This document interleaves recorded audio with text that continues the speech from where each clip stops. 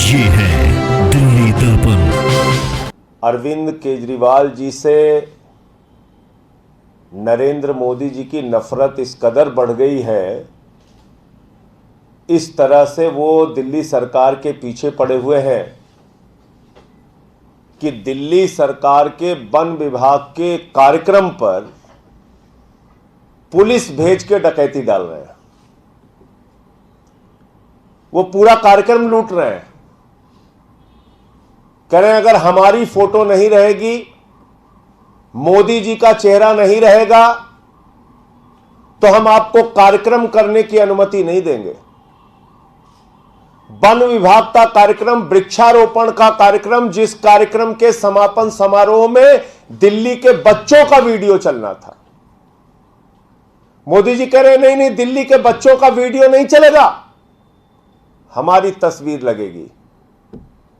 और दिल्ली पुलिस के खाकी वर्दी के लोगों को भेज के रात में उस कार्यक्रम पे डकैती करवा रहे हैं नरेंद्र मोदी जी। सरकारी कार्यक्रम में डकैती करवा रहे हैं।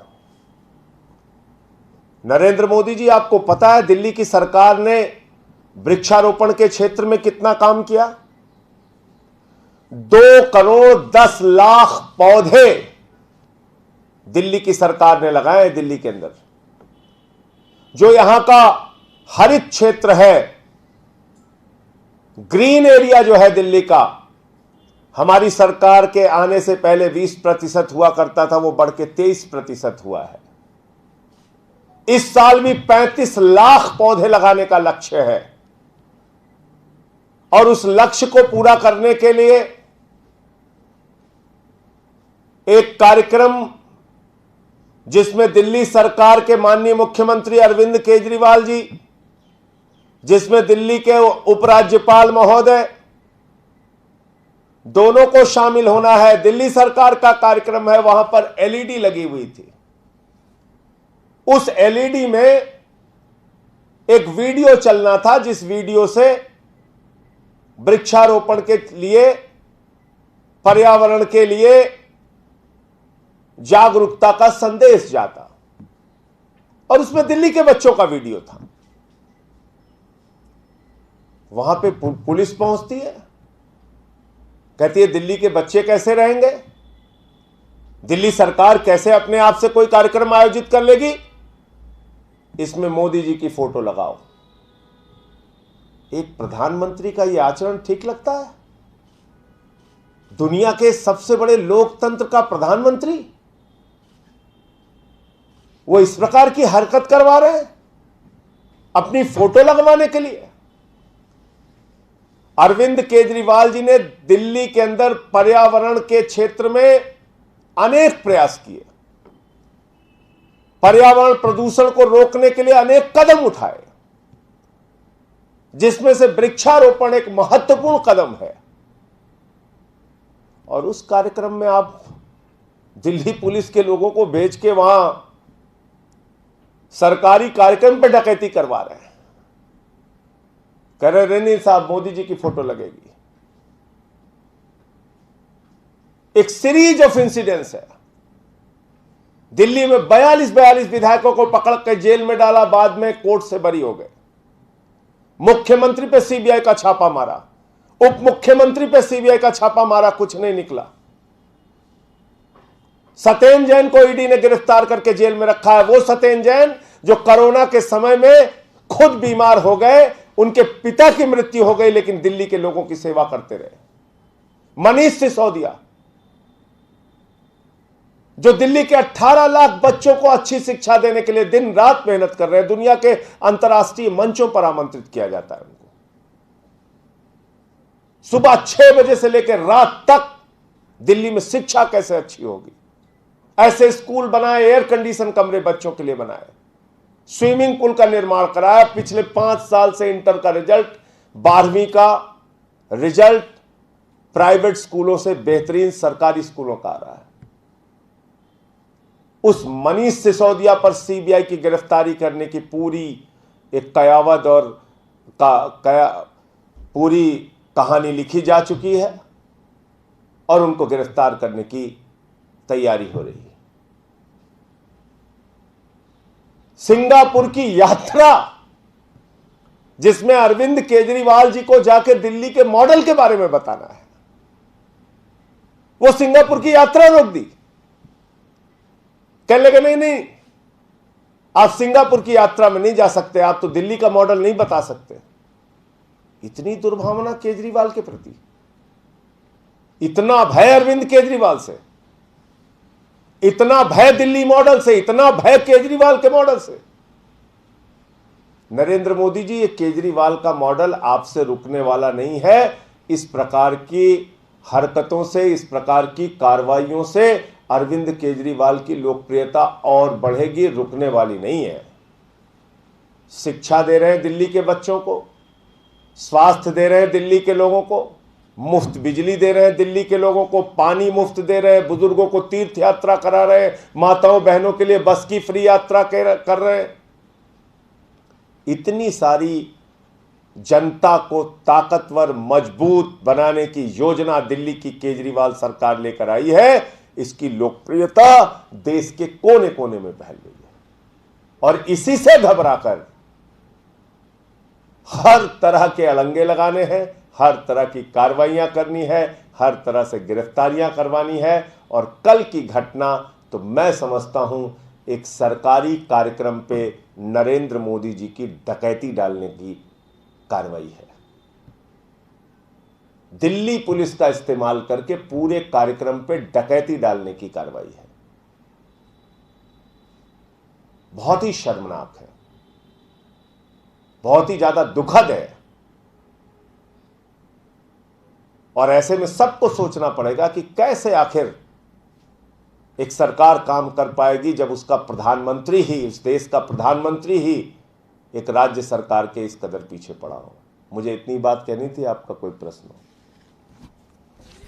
ये भी लग रहा है कि जो शुरुआती तिमाही थी उसमें तो आप लोगों को फायदा हुआ, लेकिन जो आने वाला समय था उसके रिपोर्ट के मुताबिक नुकसान भी हो रहा है आप लोगों को, जो कमाई में आप करेंगे। देखिए, ऐसा है कि कोई भी डकैत रोज खड़ा होकर कुछ भी बोलता रहे, उसका जवाब हम नहीं देंगे। भारतीय जनता पार्टी चोरों, डकैतों और भ्रष्टाचारियों की पार्टी है। मैं इसको जिम्मेदारी और आधिकारिक रूप से कह रहा हूं। देश की जनता का 11 लाख करोड़ रुपए जो पूंजीपतियों ने लूटा, उस 11 लाख करोड़ रुपए को नरेंद्र मोदी जी की सरकार ने माफ कर दिया। मैं लगातार सवाल पूछ रहा हूं, जवाब नहीं इनके पास। DHFL ने हिंदुस्तान की जनता का 34,000 करोड़ रुपए लूटा, 17 बैंकों को दिवालिया कर दिया और 27 करोड़ रुपए भारतीय जनता पार्टी को चंदा दिया है DHFL ने। इनके खिलाफ कोई जांच नहीं होती। 72,000 करोड़ रुपए अडानी का माफ कर दिया इन लोगों ने। आज समाचार पढ़ रहा था कि लगभग 2.5 लाख करोड़ रुपए का लोन अडानी को मिला है। 2.5 लाख करोड़ रुपए का, जितने में देश के करोड़ों नौजवानों को रोजगार मिल जाता, करोड़ों किसानों के लोन माफ हो जाते। आप देश का पैसा अपने पूंजीपति मित्रों पर लुटा रहे हैं, जवाब रोज हमसे पूछते हैं। मैं फिर दोहरा रहा हूं, विजय माल्या, ललित मोदी, मेहुल चोकसी, नीरव मोदी हजारों करोड़, नितिन संदेशरा हजारों करोड़ हिंदुस्तान का लूट के भाजपाइयों ने उनको हिंदुस्तान से भगा दिया। तो अब भाजपाइयों को अपनी लूटखोरी और भ्रष्टाचार पे जवाब देना चाहिए। ये वो पार्टी है जिसने येदियुरप्पा को भ्रष्टाचार के मामले में निकाला, फिर बुला के मुख्यमंत्री बना दिया। ये हमें शिक्षा दे रहे हैं। जिनका राष्ट्रीय अध्यक्ष रक्षा सौदे में दलाली खाते हुए कैमरे पर पकड़ा गया, वो हमें ज्ञान दे रहे हैं। जिन लोगों ने भारत की सेना के शहीदों के ताबूत में घोटाला किया, वो हमें भ्रष्टाचार पर ज्ञान दे रहे हैं। इसलिए मैं सिर्फ एक बात कहना चाहता हूं, जैसे अब तक इन्होंने सैकड़ों 150 से अधिक मुकदमे फर्जी लिखे हैं दिल्ली के विधायकों, मंत्रियों और मुख्यमंत्री के खिलाफ, ऐसे ही मनगढ़ंत मामला मनीष सिसोदिया पे भी लगाया है। आबकारी पॉलिसी से 1300 करोड़ रुपए का दिल्ली सरकार को फायदा हुआ है और इस प्रकार के मनगढ़ंत झूठे आरोप सिर्फ मनीष सिसोदिया की गिरफ्तारी की एक झूठी कहानी लिखने की तैयारी है। बाकी इनको जो करना है वो कर ही रहे हैं। भाई जब ये बच्चों के वीडियो के ऊपर कह रहे हैं नहीं मोदी की फोटो लगेगी, इनकी बातों का क्या जवाब दिया जाए? बेसिर पैर की बातें, बेसिर पैर का आरोप। सत्येंद्र जैन पे एक सीबीआई का और मामला चला था, आपको याद होगा, बाद में कह दिया कोई साक्ष्य नहीं। एक आरोप लगाया था सीबीआई में जाके इनके एक नेता ने कि 2 करोड़ रुपए दिया, कपिल मिश्रा ने लगाया था कि नहीं लगाया था, कि सत्येंद्र जैन ने 2 करोड़ रुपए दिया। क्या निकला? कुछ नहीं, माफी मांग लिया बाद में जाके। तो इनके झूठे आरोपों का क्या जवाब दे? रोज कोई ना कोई झूठे आरोप लगाना है, उसका क्या जवाब दे? अभी लोकायुक्त में एक शिकायत हुई थी, 58,000 रुपए जुर्माना शिकायतकर्ता के ऊपर हो गया। सत्येंद्र जैन की शिकायत किया था उसने। तो इन झूठे लोगों का, जिनका काम सिर्फ और सिर्फ दिल्ली सरकार के कामों को रोकना है, केजरीवाल के मॉडल को रोकना है, उनकी बातों का क्या जवाब दिया जाए? एक सवाल इससे थोड़ा सा हटके है। उसमें ईडी ने कोर्ट में कहा है कि जो एमनेस्टी यूके है उसने रूट किया 51 करोड़ रुपया भारत में एंटी नेशनल वर्क के लिए। देखिए, ऐसा है कि मोदी जी पूरे देश में सीना तान के कहते हैं हमारी 56 इंच की छाती है, हमारे रहते हुए आतंकवाद नहीं फैल सकता, हमारे रहते हुए कोई अपराध नहीं बढ़ सकता। महंगाई बेरोजगारी की तो बात छोड़ दीजिए आप, उस पर तो पता नहीं कितना कितना काला वाला धन पे तो क्या क्या बोला है, वो निकाल देंगे तो पता नहीं कहाँ इनको मुंह छुपाना पड़ेगा। लेकिन सबसे बड़ा सवाल ये है कि आपकी सरकार में अगर आपकी संस्था, जो संस्था सीधे तौर पे आपके द्वारा संचालित की जाती है, मैं तो ये कहता हूं 3000 रेड मारा है, 0.5% कन्विक्शन रेट है ईडी का, वो तक अगर कह रही है कि 51 करोड़ रुपए टेरर फंडिंग हुई है, तो मैं समझता हूं ये तो बहुत ही चिंताजनक बात है। मोदी जी को जवाब देना चाहिए सामने आके कि उनके राज में कैसे ये सब कुछ चल रहा है। आतंकवादी घटनाओं को अंजाम देने के लिए, आतंकवादी संगठनों को मजबूत करने के लिए एक संस्था 51 करोड़ रुपए दे रही है आपके राज में, तो इसका जवाब देना चाहिए मोदी जी को।